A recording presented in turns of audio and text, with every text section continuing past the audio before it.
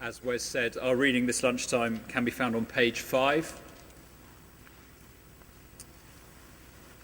We're reading from Genesis chapter 6, beginning at verse 1 on page 5.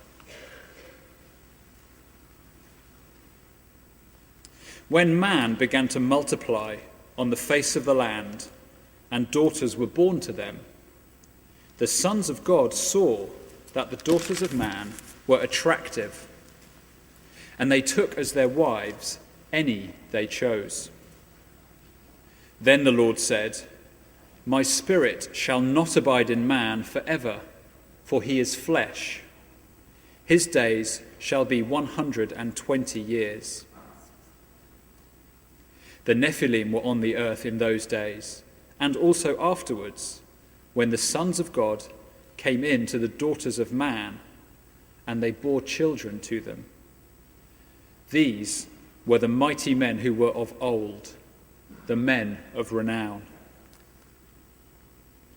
The Lord saw that the wickedness of man was great in the earth, and that every intention of the thoughts of his heart was only evil continually.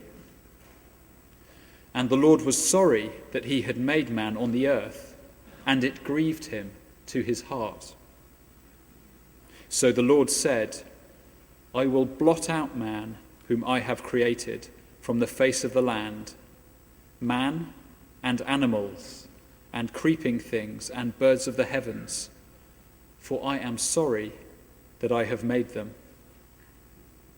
But Noah found favor in the eyes of the Lord.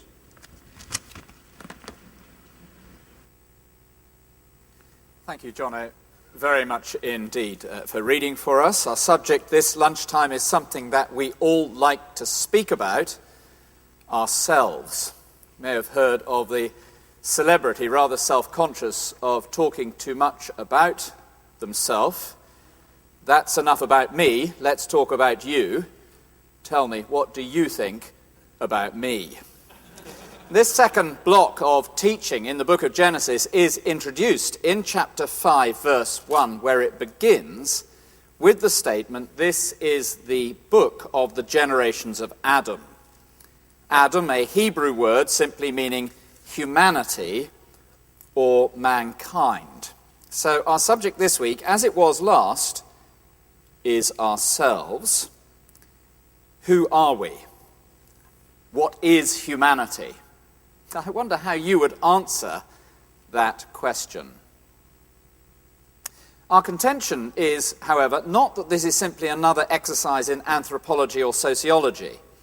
This isn't an Attenborough-esque observation exercise with research photographers embedded in hides delivering human conclusions on Homo sapiens. For the book of Genesis, read on its own terms, does not purport to be merely a human document. It holds out that it is God's word. And so Genesis chapter 5, verse 1, this is the book of the generations of Adam. This is God's analysis following his research. This is what he makes of the data.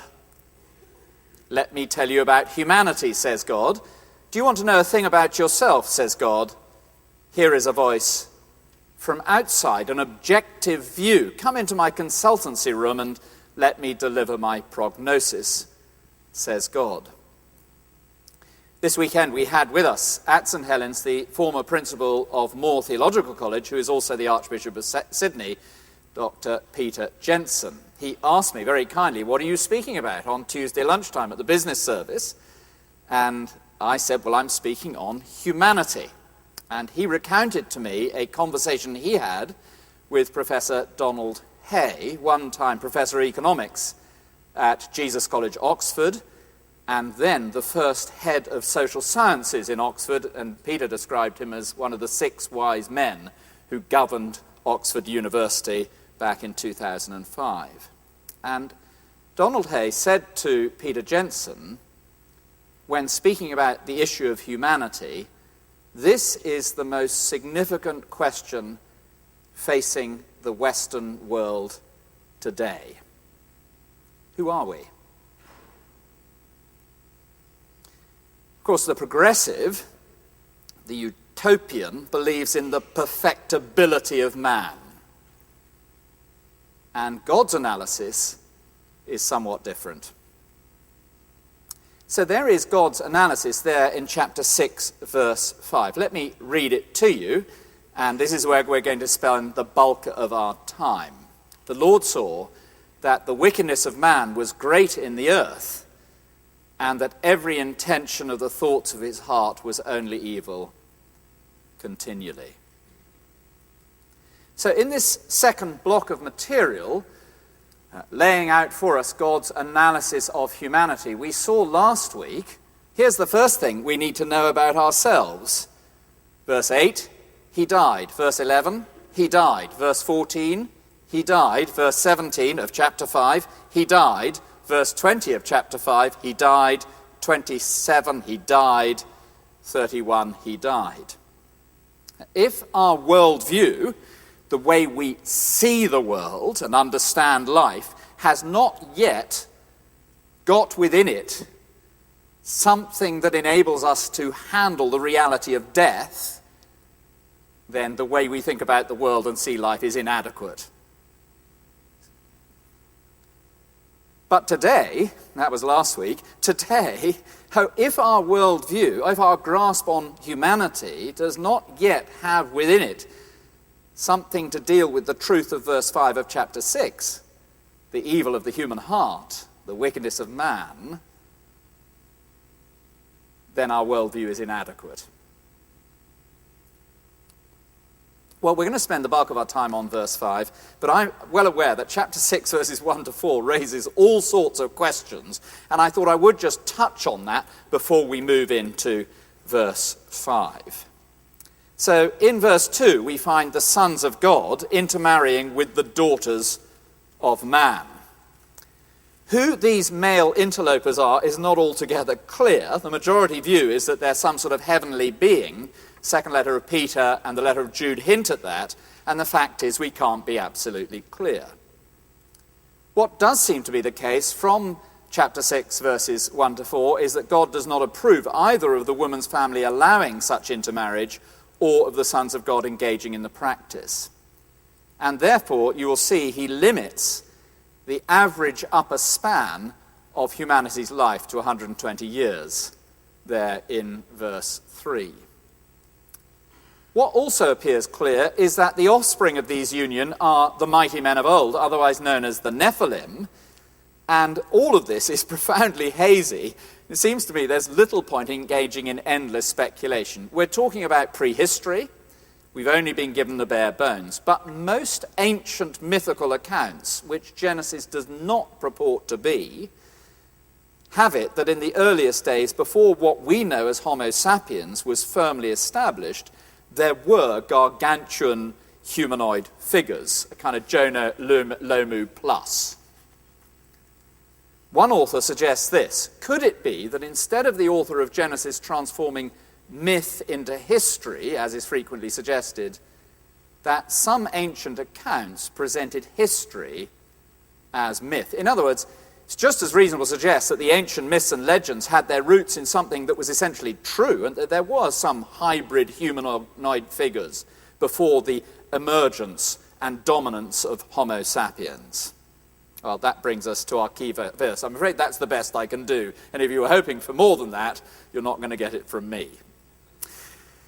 And I want to spend the rest of our time looking at verse 5. Let's look at God's verdict. The Lord saw that the wickedness of man was great in the earth, and that every intention of the thoughts of his heart was only evil continually. Well, as I said at the start, I'm well aware that this analysis flies right in the face of the general view of humanity that we will find in any of the sociology or philosophy departments of our universities. Indeed, it flies in the face of the television studios and the editorial offices of our mainstream media. For the post-colonial progressive of the late 20th century currently rules the roost. And therefore the prevailing view of humanity held by humanity is that whilst there may be one or two exceptions where particularly wicked or evil individuals largely through social conditioning, develop rogue tendencies, for the vast majority of men and women, people like you and me, the essential verdict is pretty decent. Yeah, we have the occasional blip. We all have our demons. We all have our dark moments. But in the round, when considered as a whole, beta plus. Solid 2-2 material. Maybe not premiership or even championship, but at least first division and certainly not Vauxhall or football conference. And that would be described as the progressive worldview. I've quoted before from a 60-second interview with Ben Elton taken a number of years ago. What is your view of humanity? Quote, Ben Elton, I believe that the sum total of good outweighs the sum total of evil, despite evidence to the contrary. People tend to be familiar with the French philosopher Jean-Jacques Rousseau and his opening statement in The Social Contract, man was born free and everywhere is in chains, or his discourse on inequality right in the final pages, man is naturally good, I believe I have demonstrated it. In the round, beta plus. And therefore the progressive worldview has it that if we give them enough education, enough financial banking, enough sufficient social improvement, humanity will come out with a decent report. And that is not God's analysis of the situation. And it's not God's analysis of you. And it's not God's analysis of me. The Lord saw that the wickedness of man, humanity, was great in the earth, and that every intention of the thoughts of his heart was only evil continually.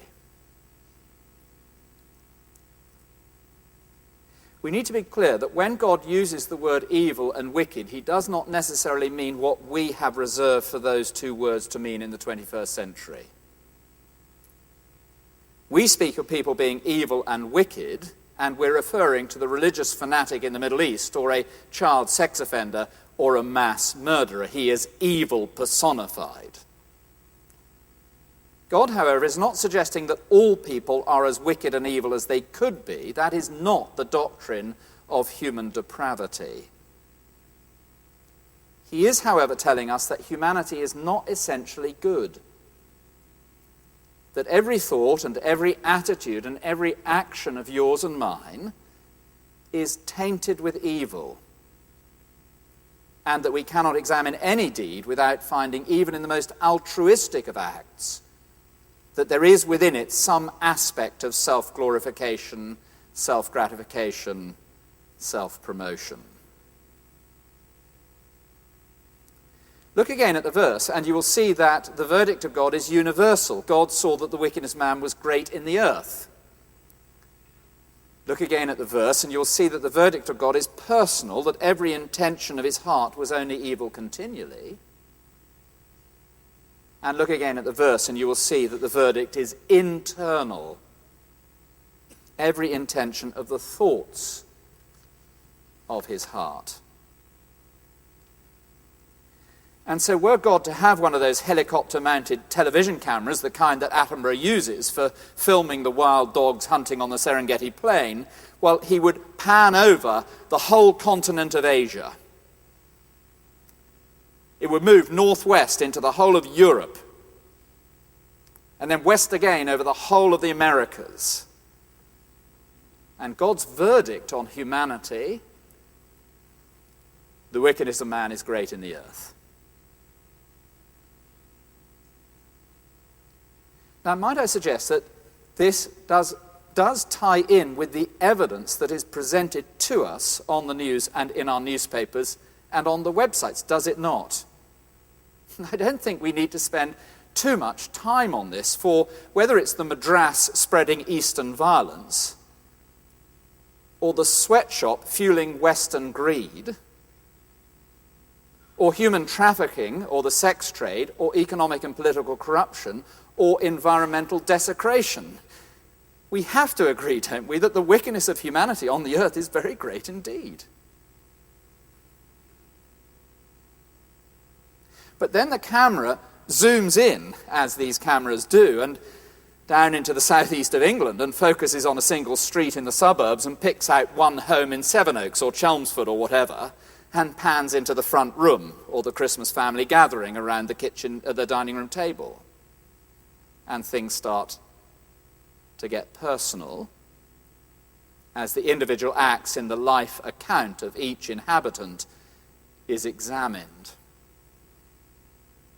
The Lord saw that the wickedness of man was great in the earth, and that every intention of his heart was only evil continually.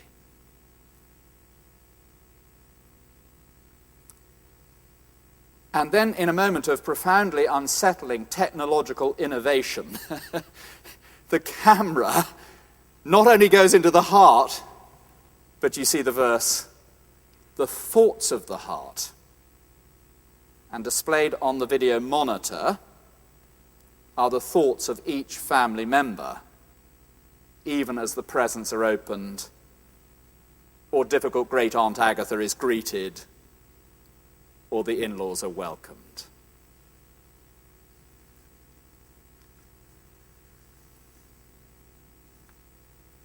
So you see, God isn't just interested in a sort of bland, lacking in detail, general statement here. Yes, there's the generality, universal, but there's also the specificity, the heart, and the particularity, the thoughts of the heart. And I don't know about you, but were I the subject of that divine camera, as God looks into the thoughts of my heart, I wouldn't have a leg to stand on for this morning, let alone this last week, and certainly not Christmas lunch.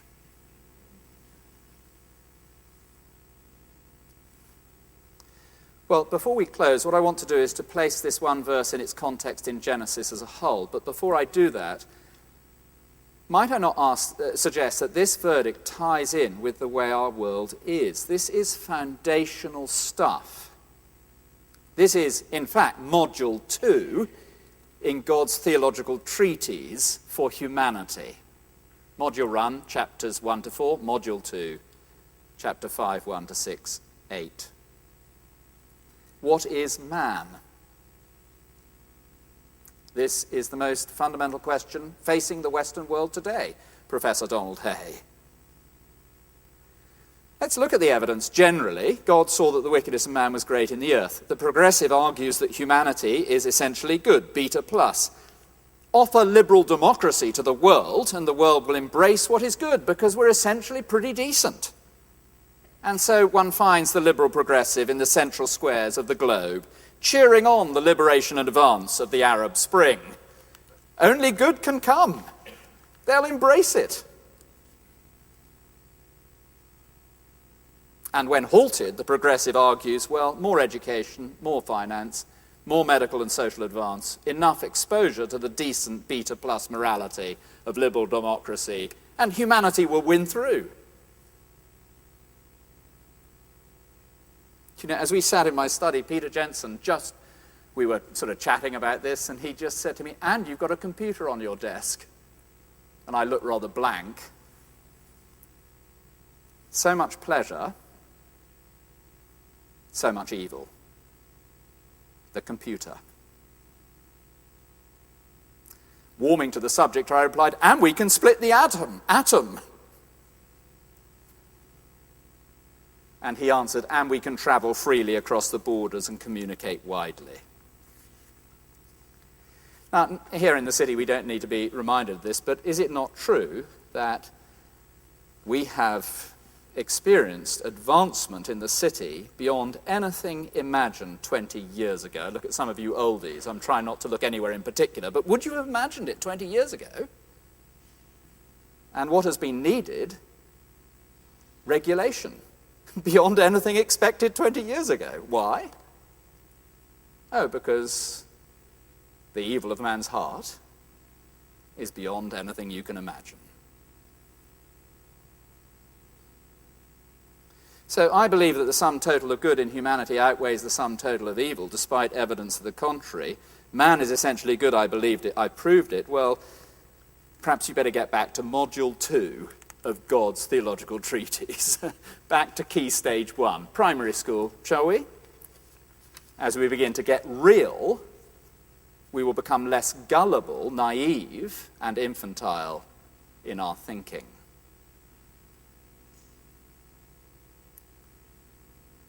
But then there's the individual and the personal. The Lord saw that the wickedness of man was great in the earth, and that every intention of the thoughts of his heart was only evil. Continue. Do you know this is an analysis that is repeated throughout the Bible? So that in chapter 8, if you just turn the page, after the flood, chapter 8, verse 21, when the Lord smelt the pleasing aroma, the Lord said in his heart, I will never again curse the ground because of man, for the intention of man's heart is evil from his youth. Do you know that's an analysis that is repeated by Jesus? Jesus speaking to the Pharisees, you, though you are evil. And in John's Gospel, this is the verdict, light has come into the world, that people love darkness rather than light because their works were evil. And in John chapter 7, the world cannot hate you, but it hates me because I testify that its deeds are evil. Just before Christmas, we asked a whole group of friends to one of our carol services, and many of them came. They were more or less, all of them, schooled in the prevailing ideology of the progressive. They've been brought up in that doctrine. And I asked one of them, I mentioned this at the carol service, at the end of the carol service, over dinner, I said, would you actually take one of these Gospels that we begin? They came back to our house, and would you read it?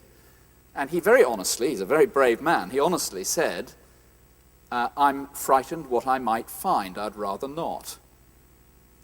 So I said to him, because I tend to be a bit too confrontational at moments like this, what are you going to say to God on the day of judgment when he asks you why you didn't even bother to read about his son who came into the world in the first century to die for your sin?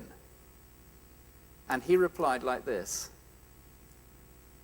I like to think that life is like a sheer rock face.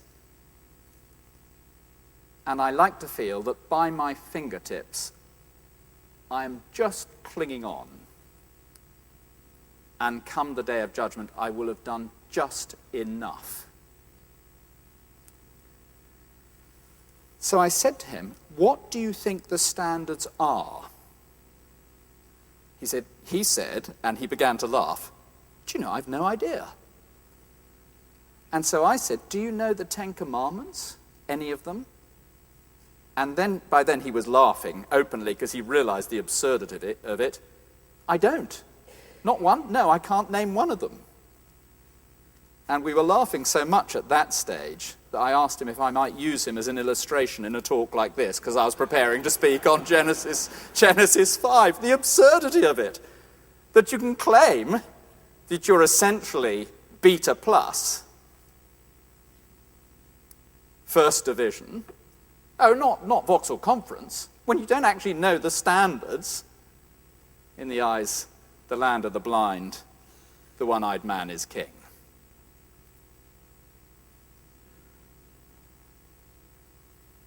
Jesus said, out of the heart of men come all these evil things. Theft,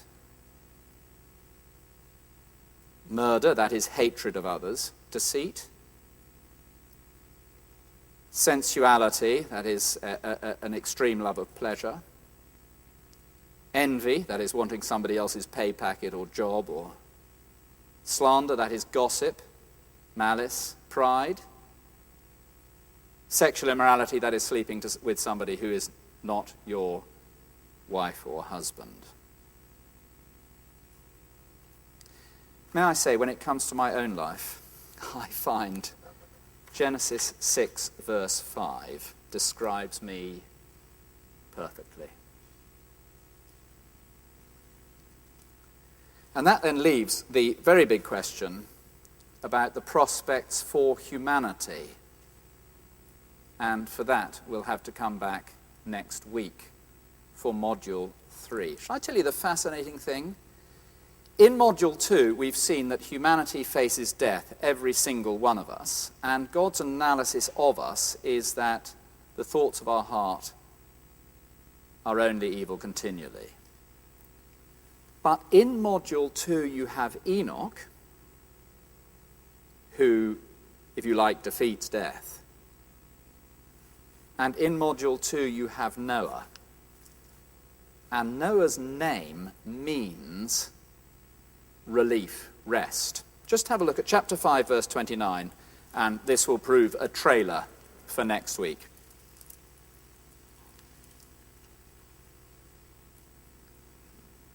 God called Lamech's son Noah, saying, "Out of the ground that the Lord has cursed, this one shall bring us relief from our work and from the painful toil of our hands." And so even buried in this analysis of our human heart is a hint at God's solution. And if you come back next week, we'll be able to look at it in much more depth. Let me close in prayer.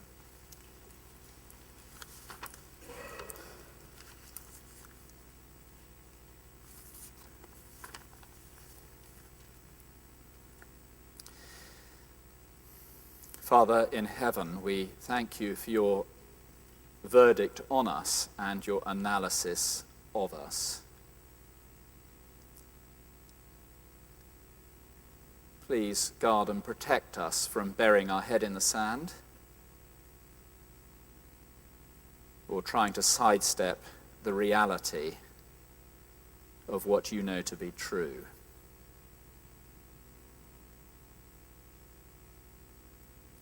We thank you for this prospect of hope, of salvation that Noah points towards. But first we ask that you would expose us for what we are and enable us then to come to you for mercy. For your name's sake. Amen.